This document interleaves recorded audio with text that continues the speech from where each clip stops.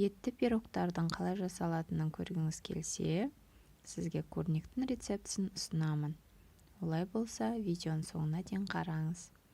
Ол үшін бізге жылы сүтке 1 қасық қант және тұз салу қажет. Үстінен ашытқыны салып, кішкене қойып қоямыз.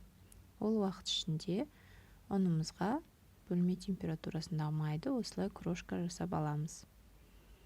Және оның үстінен ашытқымызды құйып, осындай қамыр илеп аламыз. Бастапқыда қамыр осындай қаттылау болып тұрады. Оны пакетпен орап қоямыз. Енді салмасын дайындаймыз. Картоптарымызды ұсақтап, кубиктап тураймыз. Пиязды осылай ұсақтап тураймыз.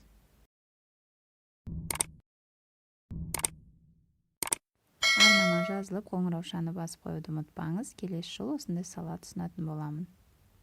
Тауықтың төс етін де осылай бөлшектеп турап алып, салмамызға саламыз. Және оны татымына қарай тұз, бұрыш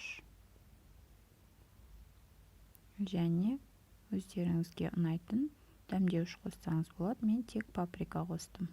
Осылай араластырып дайындап қоямыз.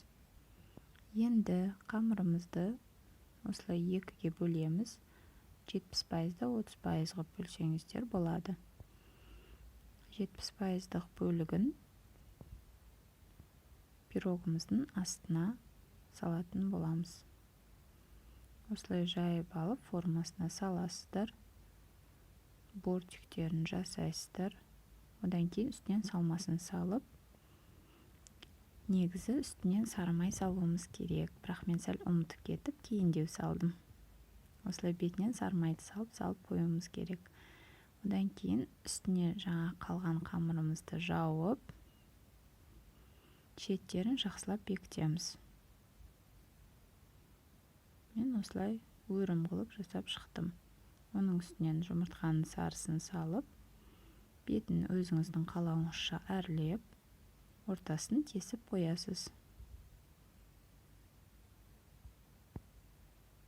Мен осыдан кейін ғана барып есіме түсіп, сарымайды салдым. Оны салмасаңыз, сәл сухойлау болып қалады. Сондықтан сарымайды ұмытып кетпеңіз.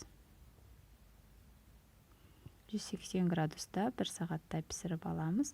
Өте дәмді көрнек шығады. Жасап көріңіздер, баршаңызға ас болсын.